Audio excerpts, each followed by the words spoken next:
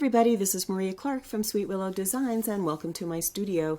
Today this is the second Polymer Clay Workbench video and we're following on to the last video where I showed you how to make the bracelet forms. Well, today we're actually going to make a simple bracelet so you can see the construction. But once you get this construction down, the sky's the limit in terms of what kind of designs you can come up with. And I want you to stay tuned because at the end of the video there's a poll to see which bracelet you'd like to see me make next. Thanks for joining me in my studio. Let's get started. So as I mentioned, once you get the basic technique for construction down, there's so much you can do. You can add all kinds of sculptural elements. I've got some dollar store little cabochons here. These are in the garden section usually. And you can add all kinds of sculptural elements, flowers, patinas. This is a transfer. And I think we'll show that in an upcoming video. So there's so much you can do once you learn the basic construction. In this video, we're going to do this very simple bracelet here, and I'll show you how to put it together and how to put the patina on. This is the simple bracelet that we're going to make, and the materials that we're going to be using for this bracelet are the bracelet blank that we made in the last video, a block of clay, Sculpey Bacon Bond, an extruder, some paints, paintbrush, blade, sandpaper, and this template. This template is a plastic template that I got probably in the quilting section, but you could use a stencil template. You can also use paper or cardstock, but you want it to be about 7 inches by 1 inch. And for the basic construction, we'll use a couple of sheets of clay rolled out to the number 2 setting and embossed with whatever texture, and an extruded length of clay, which is about 20 inches or so. So we'll cut out 2 pieces. This is the inside piece, and then I'll use this outside piece and I'll just cut another strip of clay.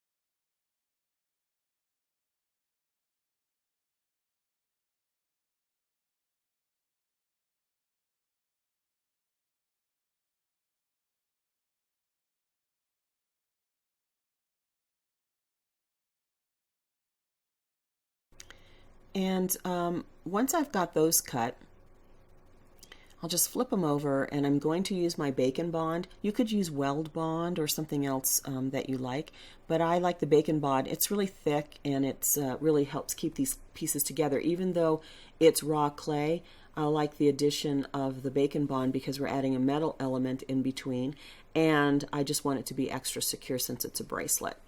So I'll go ahead and apply that Bacon Bond, and I'll just make sure that I've got it covering the clay.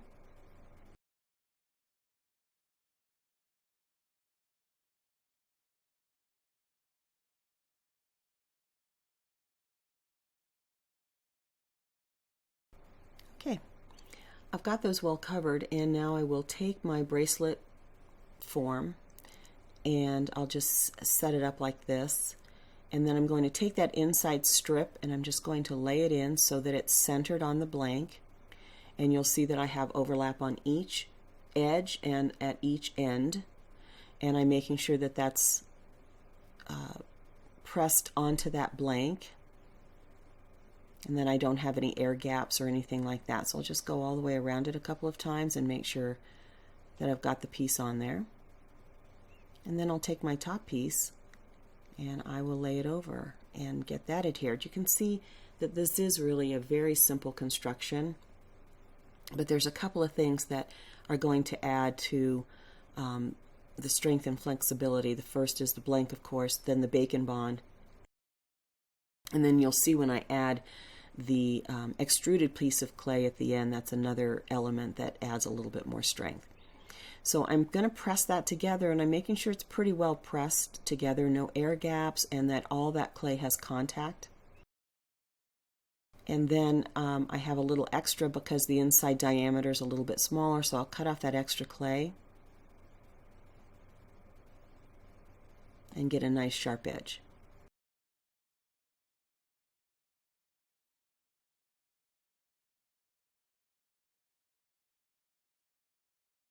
Okay, now I've got this extruded length, and it's maybe 1/8 of an inch, and it's one of the small, I just have the basic Makin's extruder, and it's one of the small rectangle dies.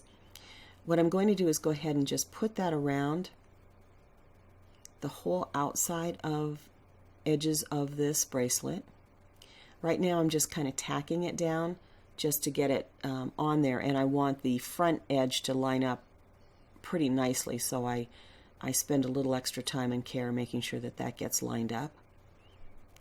And we'll just go all the way around the bracelet with this extruded clay.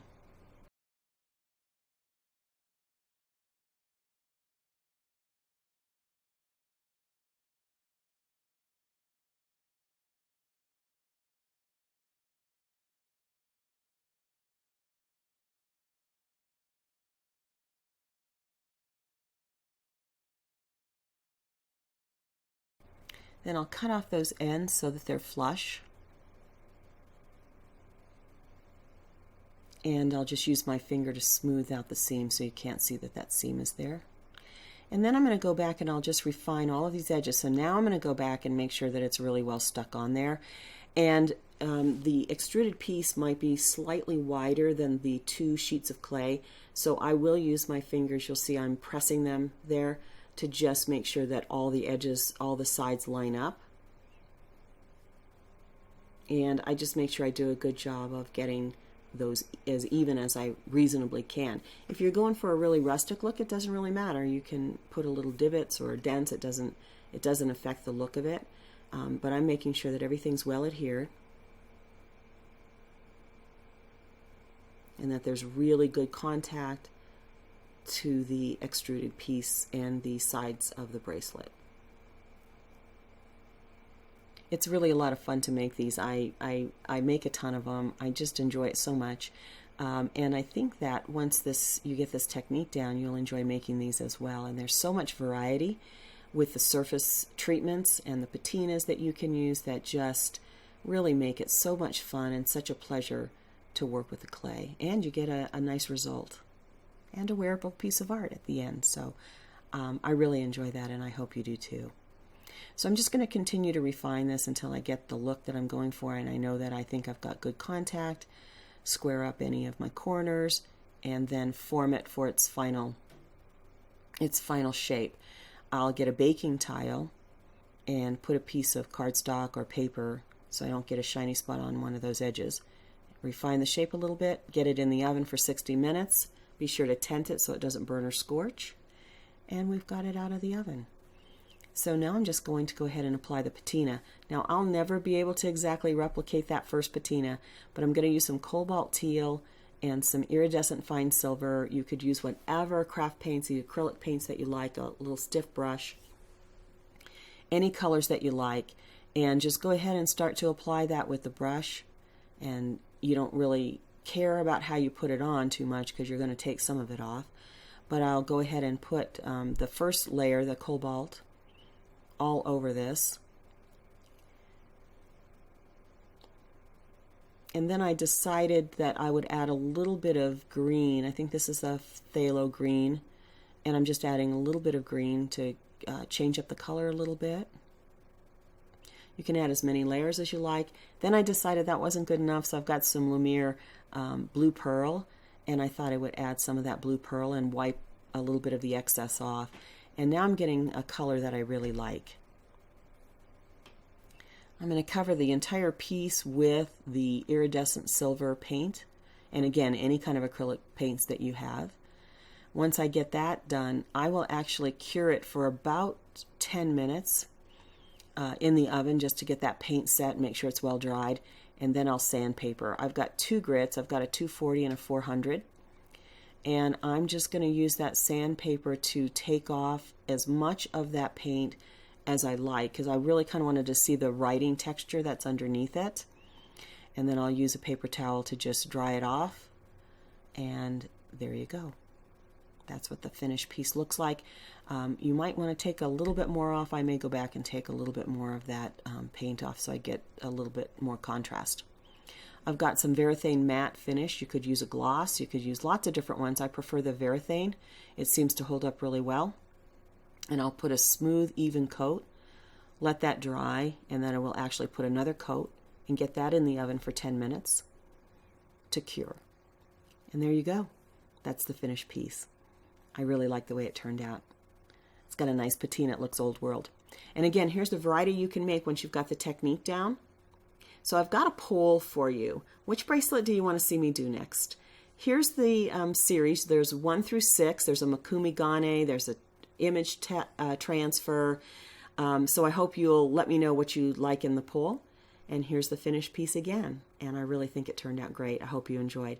I want to thank you all for watching and joining me in my studio, especially as we go through this Polymer Clay Workbench series. I hope you're enjoying the series. Please let me know. If you like the video, give me a thumbs up. I hope you subscribe. I hope you leave me a comment. Post your pictures to Facebook. I really enjoy hearing from you. Thanks everyone again for joining me in my studio. Take care.